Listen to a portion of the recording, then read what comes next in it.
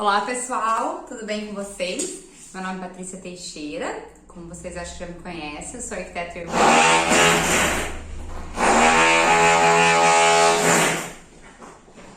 Olá pessoal! Bom, agora vai! Olá pessoal, tudo bem? Meu nome é Patrícia Teixeira, eu sou arquiteta e urbanista, mestranda em Engenharia Civil pela Unila e hoje estou aqui para apresentar para vocês uma aula sobre as normas brasileiras de acústica.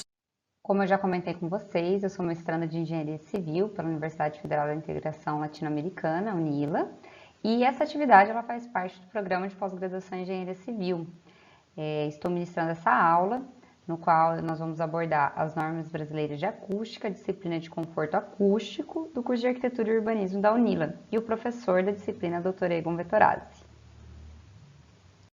Olá pessoal, tudo bem? Bom, depois de muito ruído, eu consegui gravar as aulas para vocês. Provavelmente vocês já se incomodaram com algum barulho de vizinho e hoje eu estou passando por reforma, por isso que eu tive aqueles barulhos e até provavelmente de fundo vocês vão escutar uma hora ou outra algum ruído, mas é porque eu estou com reforma aqui em casa.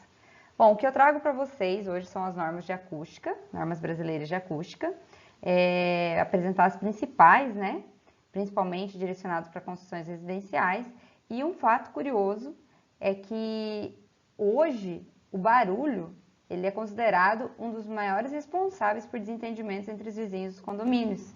Então, é bem interessante esse tema e a gente abordar ele. Vamos lá. Bom, hoje eu vou trazer para vocês nesse trabalho, nessa apresentação, os órgãos de normatização no Brasil, normas disponíveis para acústica e entender um pouco das normas. Bom, a ABNT, né, Associação Brasileira de Normas Técnicas, é uma entidade privada sem fins lucrativos e a função é estabelecer normatização em processos de diversas naturezas.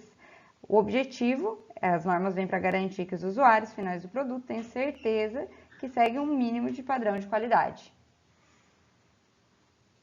Aqui eu trago em escala hierárquica quem dita as regras, né, da questão de normatização. No âmbito nacional, nós temos a ABNT e os demais. Também temos normativas regional, subregional, associações, empresarial e internacional. O internacional é muito interessante, que muitas vezes vocês já devem ter visto, por exemplo, NBR 5413, e aí sem um ISO, ou NBR ISO 8995. Quando você tem esse ISO, você sabe que essa norma ela tem como balizador ou referências internacionais. Interessante aqui para essa questão da normativa em acústica, nessa questão de associação, hoje o Brasil ele tem a Proacústica, que é a Associação Brasileira para a Qualidade Acústica. Lá vocês vão encontrar alguns artigos e profissionais que tendem a falar sobre o tema, né? E quando a gente se trata de acústica, as duas principais normas que nós vamos utilizar serão a questão de normas internacionais e normas nacionais. Gente, eu trouxe esse slide para vocês para mostrar o quanto que a questão da acústica tem trazido sérios danos, né? Na verdade, não é a acústica em si, mas é o ruído que provém do ruído acústico. Mas hoje mais de 65% dos chamados noturnos da polícia são por conta de ruído, no caso de perturbação de sossego, que envolve barulhos, gritos, som alto. Acho que quase todo mundo ou já teve na festa que estava tendo barulho, ou se sentiu perturbado pelo barulho do vizinho, né? Então, isso é um dado bem importante e relevante para ver o quanto que é importante esse tema em questão. Bom, entrando mais na questão de conceitos básicos, na questão projetual até, é interessante a gente saber que isolamento acústico, quando a gente trata de isolamento, nós temos a questão do som aéreo, som de impacto. Som aéreo, ele se propaga pelo ar, e o de impacto é o famoso toque-toque, que se propaga pelos materiais, né? A questão de isolamento é o quanto que você consegue isolar que o som não se propague para outro local, né? De um ambiente para o outro. Então, quanto mais densa for a sua parede, mais você consegue isolar, né? Parede, piso, quanto você consegue separar materiais do outro, né, na questão do som de impacto, você consegue proporcionar esse isolamento. E o condicionamento acústico, você já trabalha mais no interno do ambiente, revestimentos, mobiliários, tecidos, né? Muitas pessoas acham que colocar aquelas caixas de ovo no forro, parede, vai conseguir sanar o problema e isolar o ambiente. Você vai conseguir reduzir, sim, a propagação do som, mas não de uma forma que isole, porque para isolamento, como bem sabemos, a gente precisa de densidade. O desempenho nessa questão é a junção entre o condicionamento e o isolamento. E aí nisso você trabalha a questão de fachadas, partições verticais, que são as paredes que dividem os ambientes, partições horizontais, seriam o próprio questões de piso, forro, né? Piso e laje entre um apartamento e outro, e os equipamentos prediais em si, que são toda a questão da parte de estrutura para alimentar esses ambientes, questão de água, né, e demais. Bom, e com uma breve introdução, é interessante vocês saberem que os estudos de desempenho de materiais se iniciaram nos anos 60, com ISO 6241, Performance Standards and Building. Os pilares, como sempre na construção civil, vêm com essa característica de segurança, habitabilidade e materiais. Quando se trata dessa questão de habitabilidade, garantir que não tenha exposição de ruídos, né, muito elevados, garantir a segurança, sem perca auditiva ou estresse. A habitabilidade é o conforto como consequência e, por último, introduzir os materiais corretos, considerando a questão ambiental, né?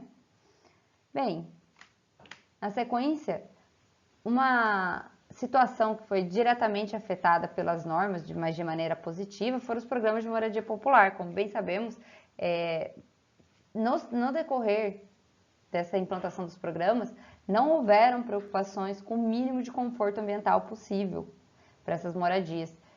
E quando eu digo questão de conforto, eu digo na questão térmica, conforto acústico, conforto lumínico, né? E depois essas normas, elas ajudaram muito na questão do desempenho. E trazemos a questão da norma 15575, que é edificações habitacionais, desempenho de 2013. É importante vocês saberem que essa norma ela está passando por revisão, já era para sair a nova em 2020, então temos que ficar atento na atualização dessa norma. Infelizmente, os requisitos mínimos ainda não são suficientes para um bom conforto frente a outros países, isso é importante vocês saberem. Mesmo que nós vamos apresentar aqui as normas para vocês, mas ainda estamos caminhando num passo devagar. Nós esperamos que aos poucos as normas venham a melhorar para atender os requisitos mínimos do PBQPH, Programa Brasileiro de Qualidade e Produtividade do Habitat. Bom, agora se tratando das normas brasileiras de acústica. É importante vocês saberem que as normas foram criadas para dar mais qualidade acústica às edificações, são denominadas como normas de desempenho e envolvem diversas disciplinas além da acústica. Começamos pela ABNT NBR 12179 de 1992, que frisa o tratamento acústico em recintos fechados. Seguimos com a ABNT NBR 16313 de 2014, acústica e terminologia, então aqui vocês vão encontrar todas as definições possíveis da parte de acústica. A ABNT NBR 16425-1 de 2016, que trata da medição e avaliação de níveis de pressão sonoras provenientes de sistemas de transporte, e essa aqui é a parte 1 dos aspectos gerais. Também vai ter a ABNT NBR ISO 32822-2 de 2017, trata da medição de parâmetros de acústica de salas, essa aqui é a parte 2, tempo de reverberação em salas comuns. A ABNT NBR 10152 de 2017, essa aqui vai ter errata de 2020, que é de níveis de pressão sonora em ambientes internos a edificações. A 10151 de 2019, que trata de medição e avaliação de níveis de pressão sonora em áreas habitadas, aplicação de uso geral. A 16032 de 2020, que essa aqui tem ISO, ó, então tem parâmetros, né, bases internacionais. Medição de nível de pressão sonora de equipamentos prediais de edificações, método de engenharia. A 16425-4 de 2020, que trata de medição e avaliação de níveis de pressão sonora provenientes de sistemas de transporte, isso aqui é a parte 4, sistema ferroviário. A ABNT-NBR ISO 10052 de 2020 trata de medições em campo de isolamento, ruído aéreo e de impacto e de sons de equipamentos prediais, método simplificado. E também vai ter a ABNT 15575 de 2013. Eu deixei essa de 2013 por último, porque além dela estar passando por um processo de alteração, eu vou seguir agora as explicações dessa norma. Então, essa ABNT, ela trata de edificações habitacionais de desempenho. Então, aqui é a principal que a gente vai trabalhar, né, no dia a dia. Mas todas essas normas complementam e, inevitavelmente, a gente acaba aqui pesquisando sempre que precisa, né? Bom, se tratando da 15575.1 de desempenho, edificações habitacionais, desempenho parte 1, requisitos gerais. A edificação habitacional deve apresentar isolamento acústico adequado das vedações externas, no que se refere aos ruídos aéreos provenientes do exterior da edificação habitacional, e isolamento acústico adequado entre as áreas comuns e privativas. Bom, isso aqui a gente comentou no começo, que quando uma edificação ela apresenta a questão de isolamento acústico adequado às vedações externas, nesse caso aqui que se refere aos ruídos aéreos, são provenientes ao quê? A todo barulho que se propaga pelo ar. Então, uma moto passando, um ônibus, a edificação ela deve ter essa garantia de que esse ruído pode até chegar, e é impossível, bem dizer, a gente isolar 100%. Tem como? Tem, né? Mas aí você pensa numa situação bem atípica. Mas no convencional, ela chega o ruído até nós, dentro do interior do ambiente, mas não de maneira que afete, entende? E isso precisa daí ter aquela questão de medições, né? Analisar as normativas com parâmetros de medições, para medir os decibéis que chegam no interior do ambiente, certo? Isolamento acústico adequado entre áreas comuns e privativas, que seria a questão de não se propagar um som de um ambiente para o outro.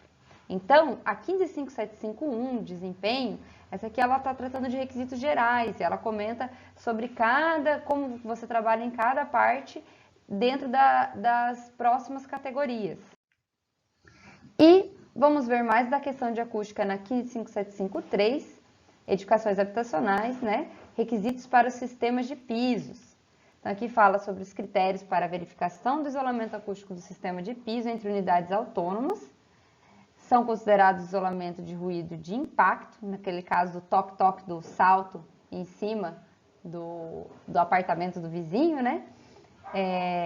No sistema de piso, caminhamento, queda de objetos e outros, e isolamento de ruído aéreo, conversas, som proveniente de TV e outros, né? Então aqui a gente consegue já ir interpretando mais a diferença do som aéreo, som de impacto e como cada item da norma trabalha. Na 15575.4, nós vemos os requisitos para os sistemas de vedações verticais internas e externas. Nesse caso, os requisitos e critérios para a verificação do isolamento acústico entre o meio externo e o interno, entre unidades autônomas e entre dependentes de uma unidade e aéreas comuns. Os valores normativos são obtidos por meio de ensaios realizados em campo para o sistema construtivo. No anexo F, que vocês vão ver lá na tabela, até deixei isso aqui para vocês verem e pesquisarem, são apresentados valores de referência, considerando ensaios realizados em laboratório, em componentes, elementos e sistemas construtivos. Então, dá uma olhada na norma, que é muito importante. Na verdade, tudo isso aqui que a gente está trazendo para vocês é para que vocês terem uma ideia do que a norma traz e vocês pesquisarem a fundo na norma. Bom, 15575.5, requisitos para os sistemas de coberturas. Então, a gente vai tratar agora dos fechamentos horizontais, né? Os requisitos e critérios para a verificação do isolamento acústico entre o meio externo e interno de coberturas. São considerados o isolamento de sons aéreos, o conjunto fachada, cobertura de edificação e o nível de ruído de impacto no piso, caminhamento, queda de objetos e outros. para as coberturas acessíveis de uso coletivo. No caso, imagina que é uma edificação habitacional multifamiliar, né, verticalizada, quem mora no último andar, e aí o último, né, a cobertura, é uma área de lazer. Então, é considerada essa questão aqui. Mas também, né, entre aqui nesse caso de coberturas, mas a gente já considerou de piso, entre um apartamento e outro, né? E por último, a 15756, que traz requisitos para os sistemas hidrossanitários. Ela estabelece um método de medição dos ruídos gerados por equipamentos prediais. Também apresenta valores de níveis de desempenho de caráter não obrigatório. Bom, e para as considerações finais, eu trago a reflexão de que a questão dos ruídos urbanos, segundo a Organização Mundial da Saúde, é tão prejudicial e afeta tanto as pessoas que ela está ficando só atrás da poluição do ar e da água. Para vocês verem como a poluição sonora, ele é um problema assim sério e de âmbito ambiental, né? E que afeta muito as pessoas no meio ambiente urbano. Então, analisar essa questão, como que nós reagimos no dia a dia, seja na faculdade, seja em casa, no escritório, como que isso nos afeta, é muito importante para que quando nós vamos projetar as edificações, nós conseguimos inserir e considerar as normas, estudar, inserir o que nós aprendemos e, se não aprendemos, irmos atrás, pesquisar, para que proporcione o mínimo possível de condicionamento favorável nessa questão ambiental, né? No conforto ambiental. É importante vocês saberem que a poluição sonora constitui grave infração dos deveres de vizinhança. Isso, todos nós já passamos por situações de problemas, né, com essa questão.